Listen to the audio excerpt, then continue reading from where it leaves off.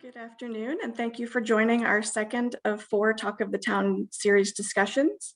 I'm Adrienne Keeling with the City of Carmel's Department of Community Services. We are hosting this series as a part of the comprehensive plan update process. Our current comprehensive plan, many of you know, is called the C3 plan, was adopted in 2009 and has served us well for more than a decade. As growth and investment in our city continues, we as a city also need to focus on the future. And one of the best ways to do that is to regularly evaluate our policies and goals alongside best practices in the areas of growth, land use, transportation, and the environment.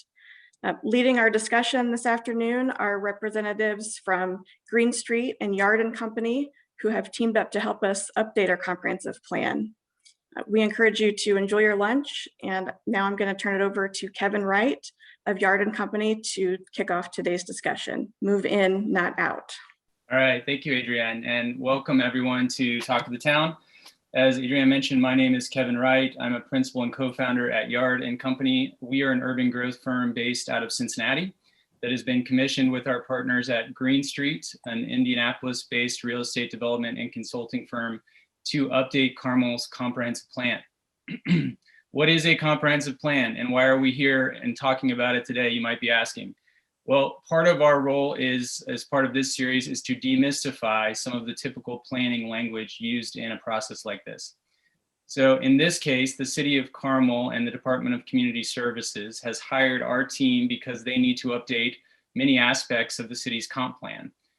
This update will help to refine goals related to growth for the next 10 years. And to put 10 years in a bit of perspective, since a lot has happened in the last decade, since the last drafting of the comp plan in 2008, we have seen the near universal adoption of smartphones, which has, among other things, led to the rise of apps for deliveries and mobility. We've seen a spike in the baby boomer population. We've seen 2 significant economic recessions, the most recent of which was brought on by the COVID-19 pandemic. Amidst all of this, though, Carmel has been doing very well. We have made significant changes to the physical environment that has made it attractive to new employers and residents. The growth of city center and improvements of the Monon Trail through a new midtown has established a strong urban core. The city has in many ways begun to grow up instead of out. This emerging pattern of redevelopment is necessitating a refreshed look at mobility, public spaces, mixes of uses, urban densities, and resilience, both economically and environmentally. These are some of the primary objectives inherent to this comprehensive plan update. Talk of the Town, which you're participating in today, is a 4-part virtual series where we will be discussing different aspects of the comp plan and how issues such as mobility and land use might be updated in a way that continues to propel Carmel forward in a positive way. While we will be talking about how these issues relate to Carmel, we will also be providing case studies and examples from other places as necessary from across the country in an effort to help you visualize changes and better understand how they might get applied here to Carmel. This is the second of 4 Talk of the Town events. We will be holding these virtual events bi-weekly, continuing through April 9th. Each of these 4 webinars will be recorded and posted online so that stakeholders can view them on their own time and share them with their friends and neighbors. So before we dive in, a little bit of housekeeping for today. Please feel free to ask questions via the Q&A feature at any time, and we will do our best to answer these questions during the session. If we do not get to the questions, we will answer them and post them on the project website, which is housed at carmeldocs.com, carmeldocs.com, which is the home website for the Department of Community Services, and there's a link there for the comp plan project page.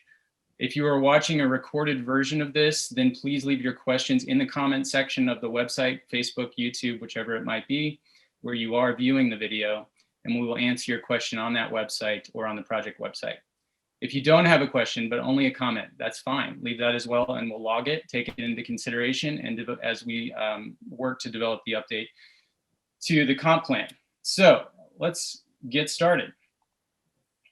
Last week, our topic was leverage your own gravity. And during that webinar, we talked a lot about how Carmel has grown from a bedroom suburb of downtown Indianapolis's job center to become the second largest job center in the state, and what that has meant for growth in the last 10 years and what it means for growth for the next 10 years.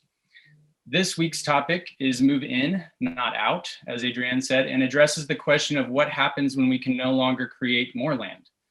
In the past, Carmel could annex our way out of growth constraints, but that is no longer the case. As Carmel approaches build out of its remaining green space, recent commercial and mixed use development have revealed a new trend: denser redevelopment that provides a higher property value per acre, vibrancy and walkability in key commercial areas. This reality is causing us to bump into each other more frequently, fill in the gaps to redevelop parcels, and sketch out new possibilities for land currently encumbered by parking lots, extensive street rights of way, and buildings that have become obsolete. This will not only create more density, but place new demands on where and how we accommodate a mix of uses, how we use our transportation services, the types of amenities we require, and the character and brand needed to bring it all into a human scale reflective of the evolving Carmel story. So with that, I'm going to hand it off to Mark to get us started. But first, we had a fun trivia question in the waiting room. The question was, since 2010, Carmel has permitted the development of how many new dwelling units? Was it A, 3,478, B, 5,789, or C, 8,363? The answer was C. And since 2010, a total of 8,363 new dwelling units have been permitted. This has led to an increased population of 20,000 people approximately. More than half of those have been multifamily units, and about a little over 4,000 have been single family or townhome style units. So Mark, I'm going to use that to hand it off to you to start talking to us about how that trend we think will continue over the next 10 years and how it should apply to our thinking as a community around the comp plan. Great, thanks Kevin, thanks Adrienne, thanks everyone for joining us. Yeah, so to kick off this theme of move in, not out, wanted to talk a little bit about land supply. So on the left there, you can see as our current growth trajectory in Carmel began back in the 70s, you know, Carmel was still very much on the edge of the metro area, still very much a rural community. You know, and at the time, auto-oriented development patterns meant where we lived and shopped and worked could all be spaced apart with plenty of buffers, because really there was nothing but farmland between Carmel and Kokomo. And that was reflected in land use regulations. You know, we spaced out everything because we could, and that was part of the draw. So, you know, minimum lot sizes and unit sizes and building coverage and lot coverage requirements really kind of went hand in hand with that. And, you know, if we built 100 new houses in Carmel, you know, we ate up more land back then than we do now. And so that kind of moved along development along the periphery of Carmel, and that utilized and maybe sped up, you know, the development of these farmlands back in the 70s and 80s and 90s. Of course, today, you know, things have changed, as we all have seen. You know, that trivia question is an interesting point. And on the pie graphs there, you can see in the decade 2000, 2010, only about a quarter of the units built were multifamily or, you know, denser housing units. But that's already switched for a few reasons, you know, coming out of the Great Recession. But here in the last decade, that bumped up to more than half of the units were multifamily. And the remainder were single family and townhomes as well. So then the picture on the right, you know, along the Monon with constrained land, that's really affected the shape of development. And so, you know, we're seeing a little bit more verticality and just getting more out of a constrained land supply and needing to be more efficient in how we develop things. And, you know, mixed, just as a rule of thumb across Carmel, land with mixed uses on it, say retail and residential, has a higher assessed value, 2 to 3 times higher than parcels with just single-use residential or commercial on it. And on the next slide, same thing goes for our public rights of way, where even the infrastructure and how we think about streets is reacting to a more constrained land supply, and we're asking more of our infrastructure, where stormwater management can sometimes even be paired with the trail or a pervious paver parking lot or other structures like that that are just getting more out of our constrained land, and trying to think about how to be fiscally responsible and more efficient in the development of our land. Property tax revenue is an important piece of making Carmel work. And so requiring more efficiency out of our development style makes it easier to continue to provide services and collect more revenue per acre, and build less road relatively, and less pipes and wires and everything else relatively per unit. So as Mark mentioned, this comprehensive plan isn't just a hypothetical or theoretical look at what's going to happen over the next 10 years. In many cases, it's reflecting trends and phenomena that are already well entrenched and are likely to continue to grow as a factor of the city's growth. And when we think about this trend of moving in, not out, it's already manifesting itself in a variety of ways. And I think it's helpful for the discussion if we just categorize them into 3 broad buckets. The first is additions and remodels. So taking an existing building or an existing property and somehow adding to it or reconfiguring it for new market needs, new requirements of the users, new design and aesthetic preferences, so on and so forth. The second is infill development. So in a rapidly growing city, there are pieces of property or whole sections of the city that have been leapfrogged over, or for whatever reason have not developed. And in those cases, as market forces accelerate and become, look harder at those more difficult to develop pieces of property, infill development fills in the missing teeth in the city's urban fabric. And then lastly, redevelopment. This is usually taking place on a larger scale, where we're taking fragments of our previous areas of development, such as industrial or agricultural uses, and reimagining and rebuilding them to meet today's needs and demands. So let's take a look at each one of these in a little more detail.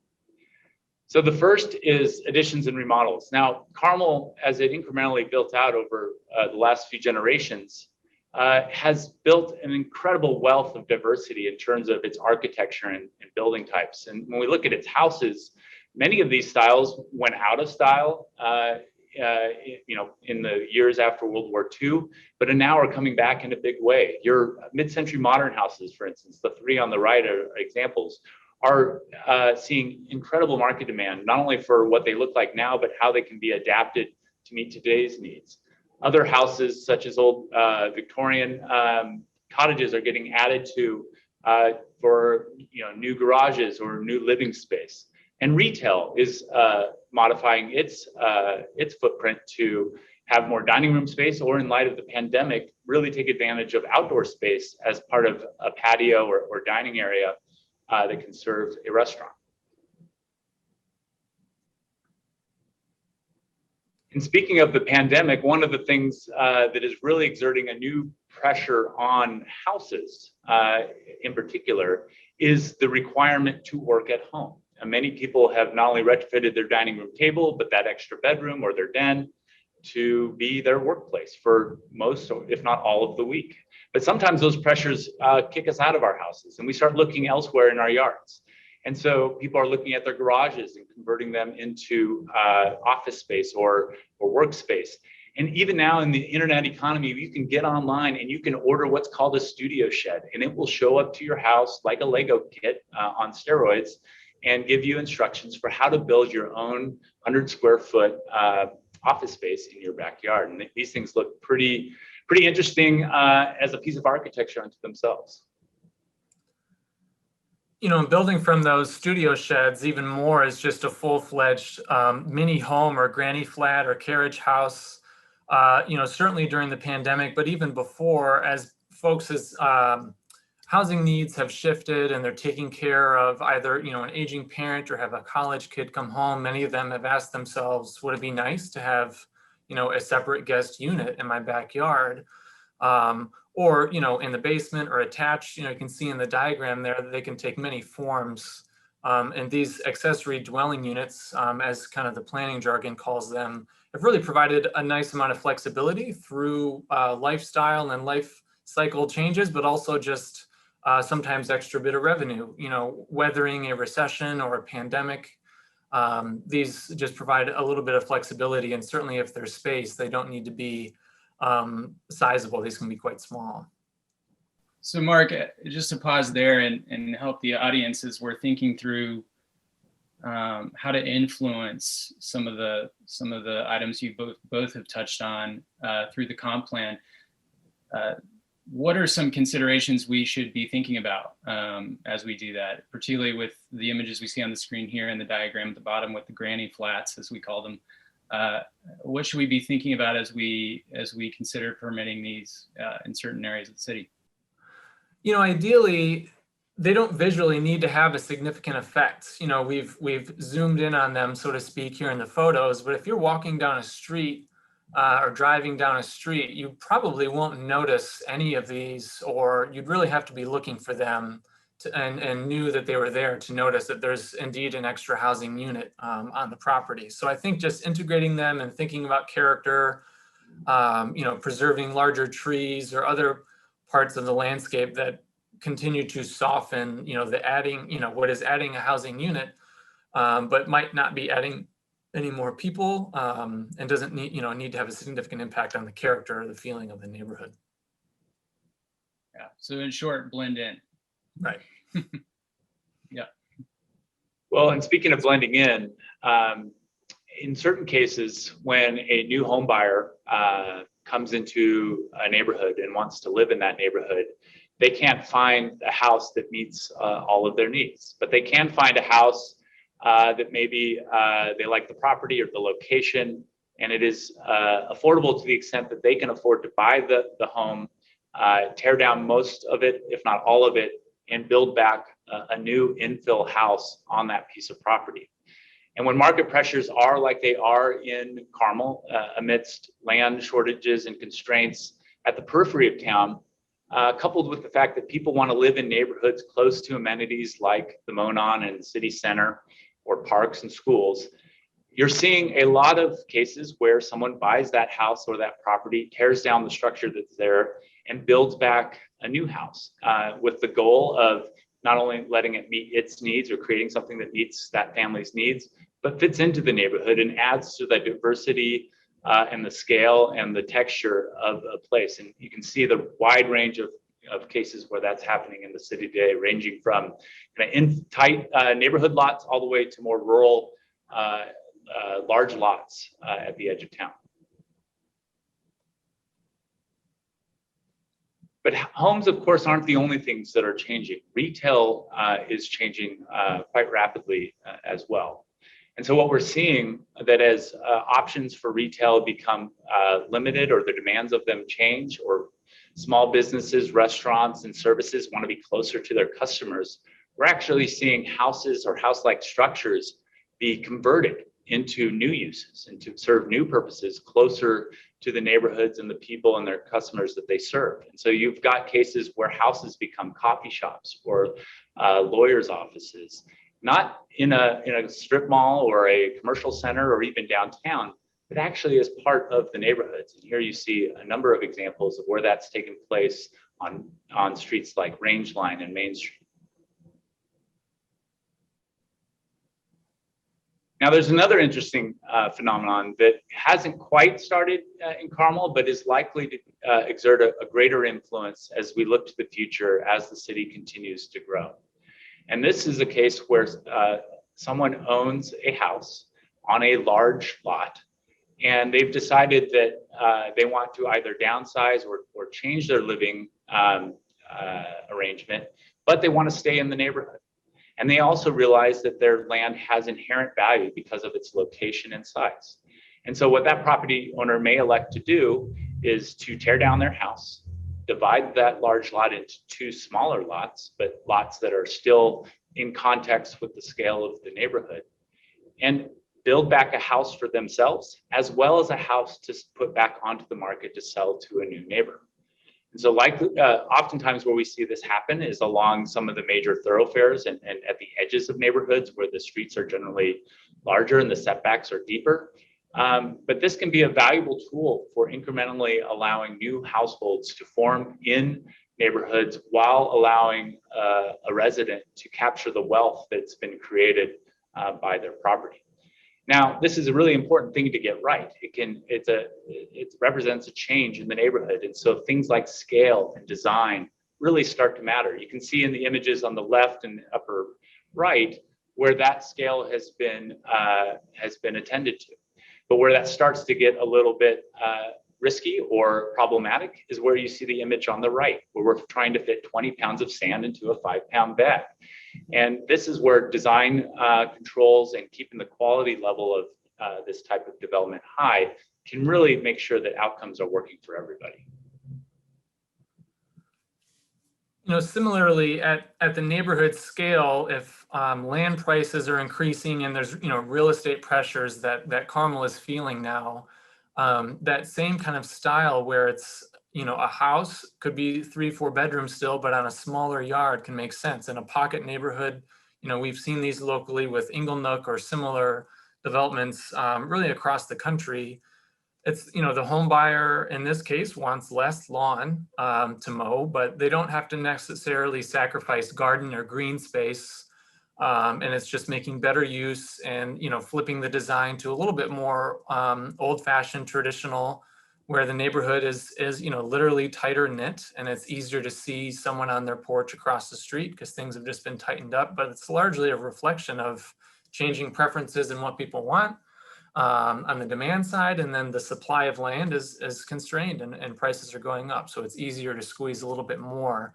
And ideally, these are the sorts of developments that are near, commercial centers and are easier to get on your bike or walk to a hub of amenities and services. And that kind of just gets back to what is, a trendy term, this 20-minute neighborhood, but is really a timeless way of organizing cities and just bringing people's daily needs close by is basically all that is. The map you see there, it's called a walk score map, and it's just a heat map measuring where daily needs from shopping and services to churches and parks and schools are clustered.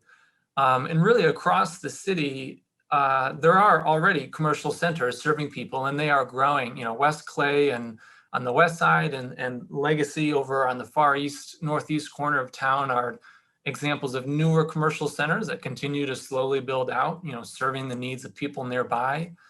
And it's just a nice way to organize investment in the future, that if we're going to spend more on infrastructure and make these streets and sidewalks work as a neighborhood center, then it makes sense to offer more housing options to people who do want to be near those sorts of centers. And so the kind of two ways to come at that is allowing housing to come in to formerly purely retail or commercial areas. The greenest kind of blob on that map is Merchant Square, Gramercy area, just southeast of downtown, where there are a lot of services. So, it wouldn't be surprising to see housing start to mix into areas like that. Or the reverse might be true in certain situations where commercial uses that just, a restaurant or a small salon or something, a spa might make sense elsewhere in the city.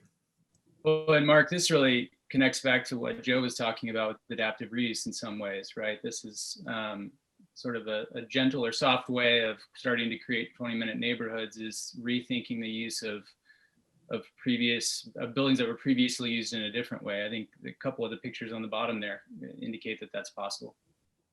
Right, and those same homes that could flip into a business and not significantly change the character of the street that they're on could, one day go back to being a home. And that's the advantage of more timeless kind of building structures, as opposed to kind of the big box or single-use retail buildings, just as an example that we've seen are harder to adapt. Right. This So is when we where, talk about, go yeah, ahead. when we talk about 20-minute neighborhoods, I think it's important to point out, and we are pointing out with these images, that it doesn't mean that we create these huge commercial centers with large swaths of parking and single story, 40,000 foot buildings. Go ahead, Joe. No, you hit the nail on the head. This is another case where design really matters. That when we think, oftentimes in conventional terms of commercial coming into our neighborhood, that it gives us pause because so much has been baked into our zoning and building regulations to make retail and commercial and services and amenities look like the image on the upper right, which fits to a T those regulations, where we start imagining retail as having large parking lots with overhead lighting and traffic. And as we've seen in some of the images and stories that we've been telling today, that with the right design, that can really start to be a value add to the neighborhood. It can fit into the neighborhood. And as Mark mentioned, as needs change, can be adapted for a variety of purposes that sometimes are hard to predict. And I do have a question that's sort of relevant, I believe, from Margot to the map, Mark. She says, just can you name some, she's saying, what are the east-west roads there? I'm assuming if you can see, she's talking about some of the ones that are particularly in the higher walk score. Right. So the Carmel label itself is on Main Street. The next major block north of that would be Smoky Row. And then, of course, the northern edge of the map is 146, the edge of town, Clay Terrace and Lowe's. And then the green kind of continues down Range Line, more or less down to about 116th Street. So that's kind of the greenest and yellowest spots we're seeing in the middle of the map. Okay, great. Well, and just to pick up on that thread about design, it really does matter as we start to move from an expansion mode into more people living in a less amount of area. And while in certain parts of the city, it makes a lot of sense to do large mixed use apartment buildings and multifamily or condo buildings, that makes sense in a lot of locations.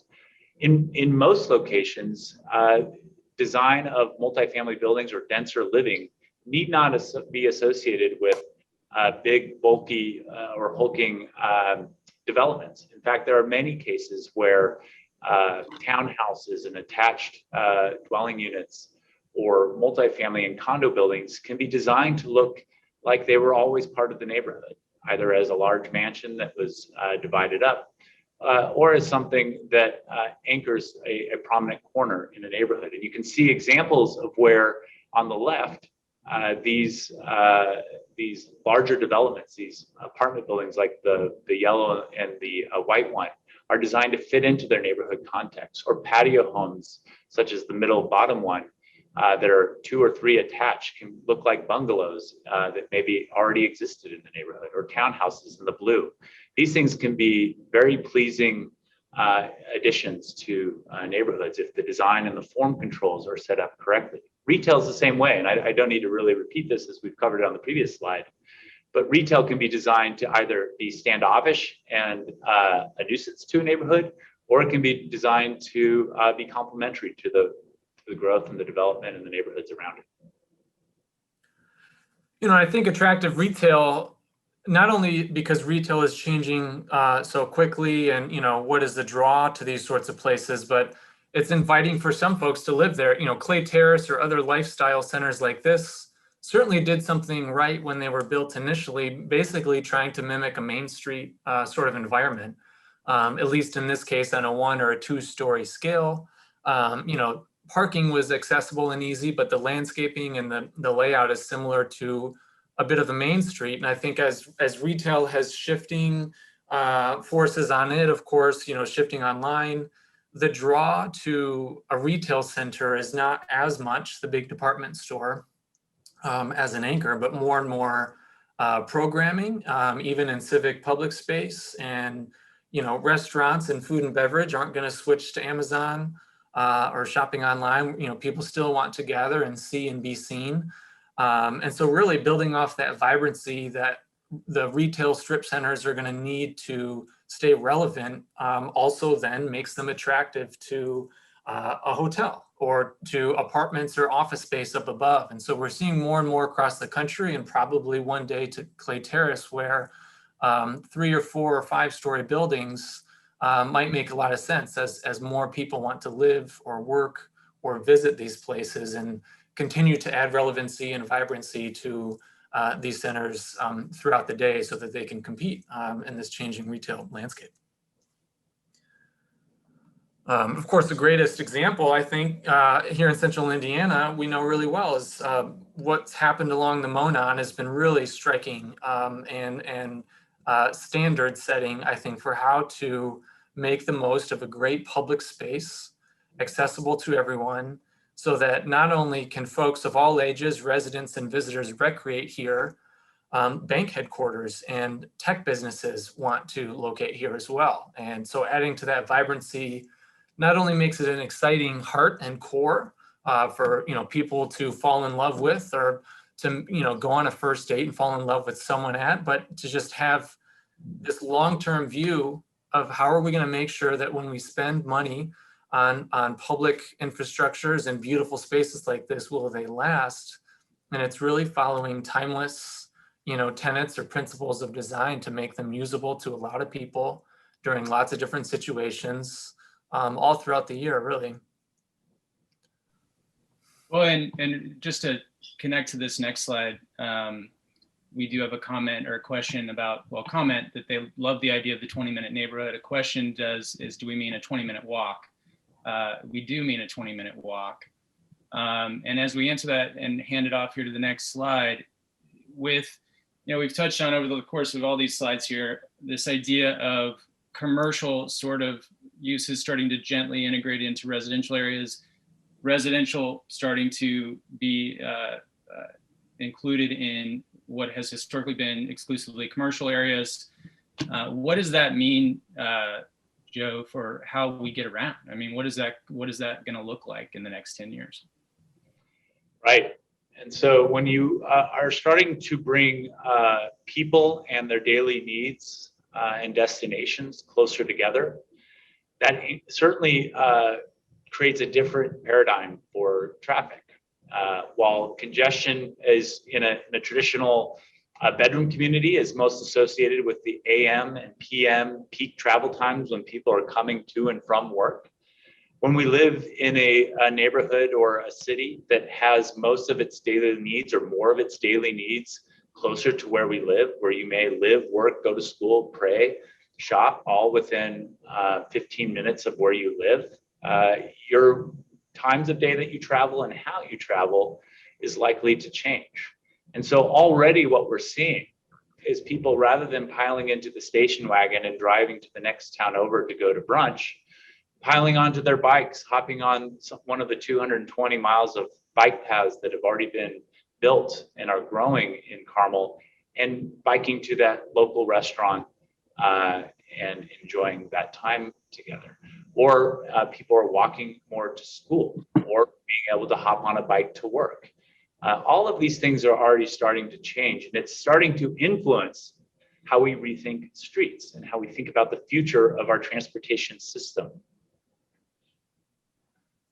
And when we do that, what we often find is the greatest inhibitor to making that trip is particularly if you're making it by bike or by foot, is what that kind of missing gap is between getting from where you are to the kind of primary way that you're going to get to your destination.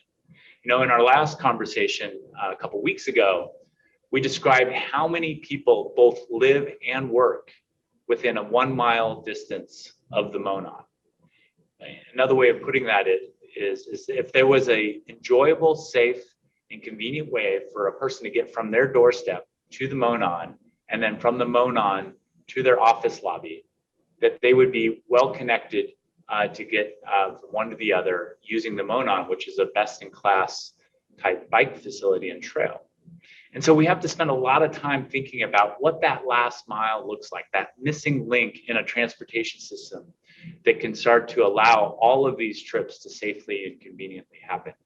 And so when we're doing that, we look at things like streets, how to augment the trail, path, and intersection design within the city, how to think about safety and regulations and enforcement, and also about the infrastructure at your destination. Do we have enough bike racks? If you're at your employer, do you have enough lockers for your bike or shower facilities to transition from your commute into where you're going to work?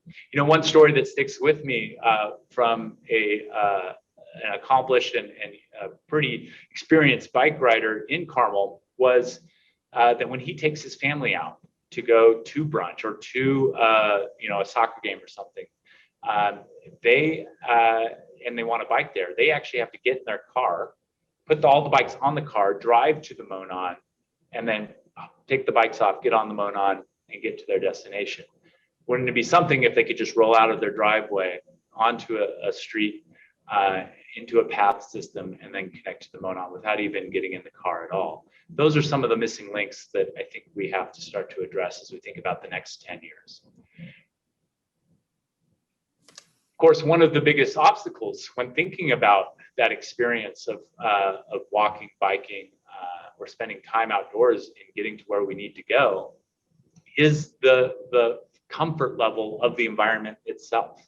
And one of the biggest offenders of that experience is a phenomenon we call heat islands, where we have large exposed surfaces, usually asphalt or concrete, that radiate a lot of the heat that hits them back up into the atmosphere and into the air, and really puts a lot of stress on us as we're trying to move about the public realm. And so as we look ahead to the future of our streets and our public spaces, and even the width of the pavements and amount of parking that we build without coverage, we really start to think about these comfort levels that are so important to how we move about town. And then there's transit. We're getting to the point in Carmel and the greater Indianapolis region where we have enough dense clusters of employment, of services, and of residential neighborhoods where transit is really starting to pencil out and really starting to become a choice and preferred mode of travel, getting from work to home and back, or to school, or to our daily needs. And when we think about the potential future of transit in Carmel, it is absolutely clear, because Carmel has put so much thought into other aspects for how you move around, that it's going to be a best-in-class experience. And we have seen models for how that can be done from around the country, where the whole experience, from understanding when and where a transit vehicle can pick you up, to the experience of purchasing a ticket, to getting on and off the vehicle, all of those little details are figured out. They're convenient, they're safe, they're reliable, and they add to the diversity of choices we have when we're making a decision about how to move around. And it also doesn't have to be a one-size-fits-all solution. We have seen a number of examples where it's just not the old clunky bus that comes and picks you up every hour from down the street, where we're seeing on-demand services, even in things like golf carts, come to your front door, pick you up, and take you where do you want to go. Or in a corporate campus, a shuttle system that takes people to and from common destinations in the community, as well as to places like the Monon or other transit lines to connect up that system as well. All right. Well, Mark and Joe, thank you for walking us through the slides. We have quite a few questions, so let me think about how I want to handle this here. Okay, I think there was a series of questions, as I'm trying to combine a few of them here, that we maybe touched on in the last webinar, but is worth bringing back up. And the questions are centered around demographics and stakeholder groups. That this question is sort of, well, what we have today is working. We have a walkable, bikeable core with mix of uses. Who are the demographics that are really being attracted to the spaces where you can bike to work from home? and live near where you work. I think even who is the audience for that office building in the adaptive reuse scenario, like why are offices shifting in that direction? So I want you guys to touch on that for a moment. And then also, I get a sense of sort of this theme of, well, what if we were to just sit still, and have a core that's walkable and mixed use and an outer ring that's mostly residential? Are there concerns there about not shifting and changing with these demographics that are starting to move to Carmel and raise their families in a different way than we've seen in the past? So I can take a stab at that first question. So who is attracted to the, a business or office space on the Monon? I mean, I think if you ask a CEO or an HR director, a major component of where they bring a business is access to labor.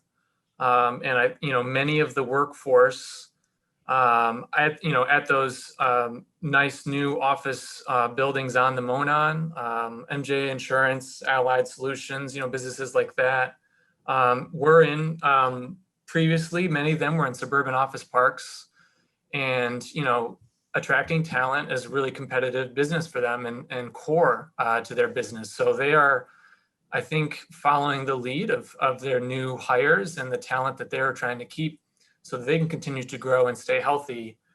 And really for offices to cluster downtown, in this case in Carmel around the Monon, or the lovely public spaces and near the cultural amenities, is really how it's always occurred. It's not that the office parks, for instance, along 31 will ever go away. Indeed, Carr and Zotek and recent developments there prove that is still a formula that works too. But Carmel has done both and is going to keep doing both and do it really well.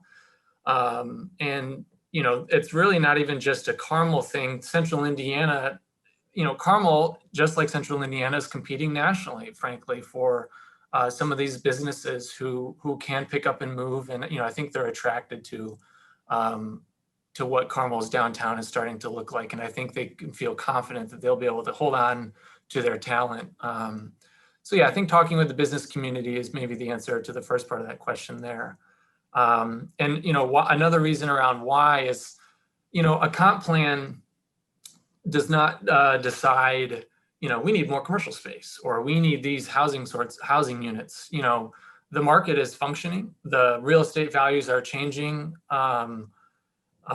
regardless of what the comp plan says. So I think the task is to shape and manage it in a way that's the best way possible.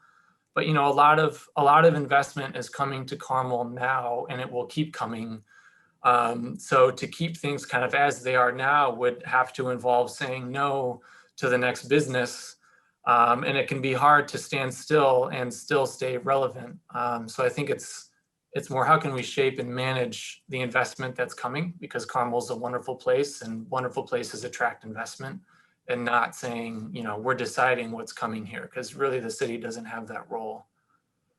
Well, and there's a link really between business and residents. I mean, so we're not just talking about businesses here. I have a couple of comments in the Q&A from people who have chosen recently to move to Carmel because they can be close to where they work and where they want to spend time, and they can get there in a car light, car free lifestyle. And it appears that these are families. These are folks who are moving in to raise their families here. So I think sometimes what gets lost in the conversation there is we cluster baby boomers and young professionals into one group and think that the growing families maybe they don't have those same needs. But I think that we're seeing that exists more and more today in Carmel, starting to serve that need. I do want to, you mentioned the comp plan's role here, Mark. I think we'll probably do this on all 4 events, talk about what a comp plan can and cannot do, and its role in growth. You guys want to touch on that for a minute, particularly when I think one issue that always comes up is the difference between land use and zoning. So the comprehensive plan, and Mark touched on this, and I think it's important to emphasize, is really a guide and management tool to acknowledge changes that have already taken place in the marketplace and in the community, and then put together smart goalposts for where the community wants to be in 5 to 10 years, without getting into the nuances and details of zoning and regulation. It may provide recommendations to study those tools further, but really it's a higher level vision document and goal setting document than a tool such as zoning. One of the things we're already starting to see in the 2008 document that preceded this update is that there were some cases where those lines got blurred, where certain things started to read quasi-regulation-y, and that needs to be clarified. And I think as we look to make updates and modifications and tweaks to that, I think we can further differentiate those two so that the roles of, say, a comprehensive plan and zoning are distinguished and clear. Great. We do have a comment or a question from Facebook, either I think it might be from a high school student, or it's at least about the high school, about the relationship between the one high school and the downtown core, and how we're considering that when we think about the comp plan, particularly around mobility and students being able to get downtown from the school without getting in the car. Yeah, and I would zoom out just one click and talk about just how we connect to our schools in general. Are we doing everything we can to make it possible for faculty, staff, and students to roll out of their driveway or their front door and get to an elementary school or a community neighborhood scaled school, or even a high school safely and on time and in a predictable way, without always relying on the bus, although the bus will continue to play an important role likely in the future. And so the first question we got to ask ourselves about our streets is, are we doing everything we can to make that a safe and predictable experience? And I think there's always work to be done on that front. Specific to the question about how do we connect downtown to the high school sits right along Main Street.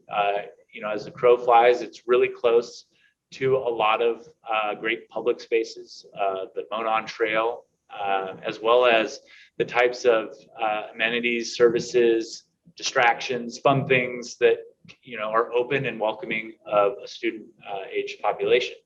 And so really focusing in on what that connection is along Main Street, so that we're connecting an area where our faculty, staff, and students are focused for most of the day, and then how they can spill out of that and safely walk down the street, grab a cup of coffee at that coffee shop on Main Street, or even continue on into Midtown or the city center.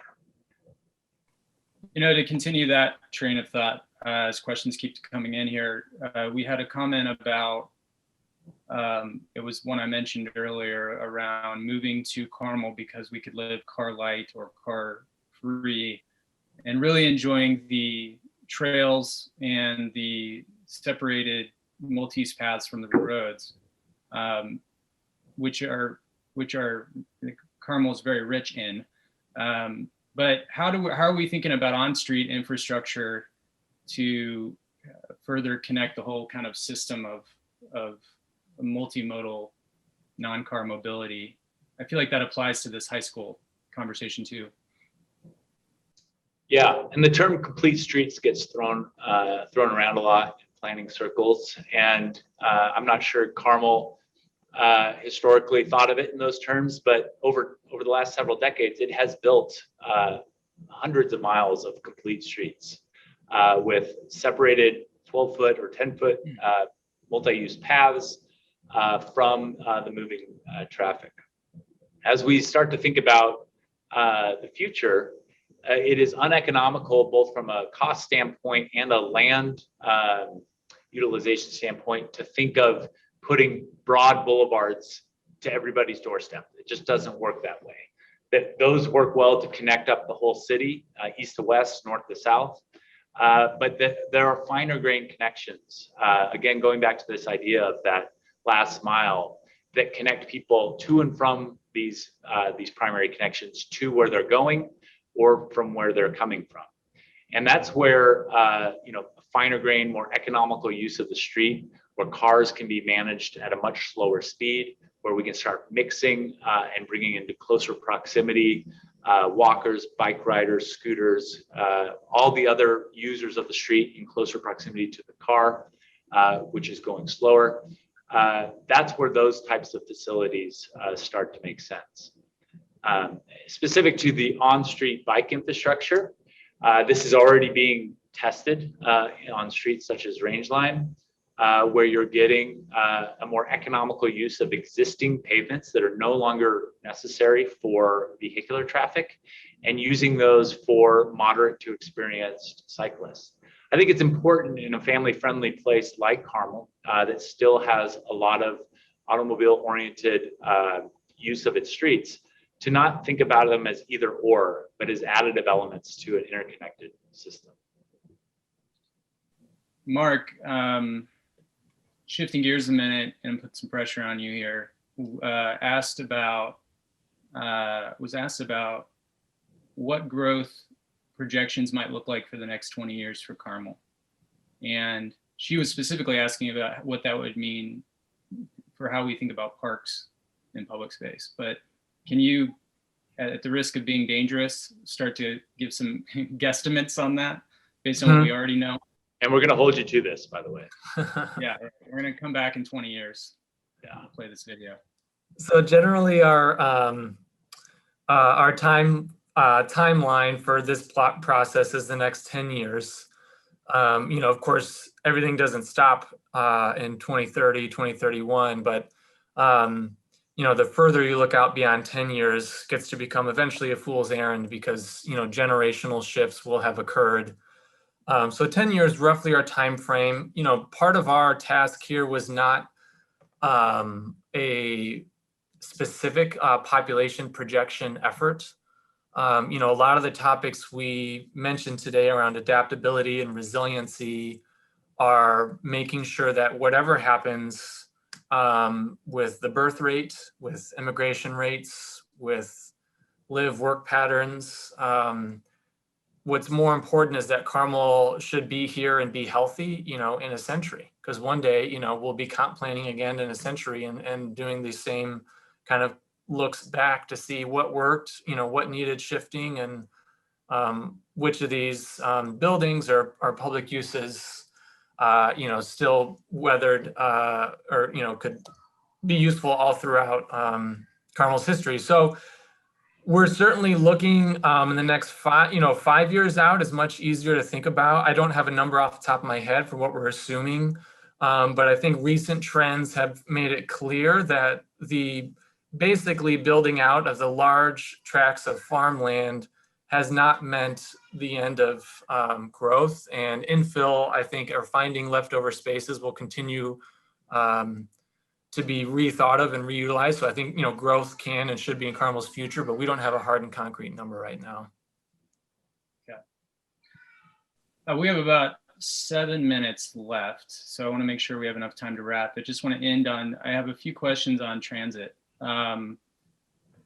One asks, how will the comp plan address bus train routes to and from other cities such as Fishers or Indianapolis? Before you answer that, just kind of a piggyback question on how do you maintain pedestrian friendly walkability, bikeability streets while also growing mass transit? Joe, do you want to take a stab at one of those first? Sure, I'll answer the second one first, because I think it's a really important one and picks up on a lot of the themes that we've brought up today around how design of both our buildings and our neighborhoods, as well as our streets and public spaces, really starts to matter even more so as we start to think about a world where we're moving in and not out. And so when you think about accommodating a transit vehicle, there's two primary perspectives to keep in mind. One is the user of the transit. and why it would be a viable and preferable option for that user to get on the vehicle in the first place. To do that, it's got to be safe, convenient, and at travel at rates that are competitive with the alternative.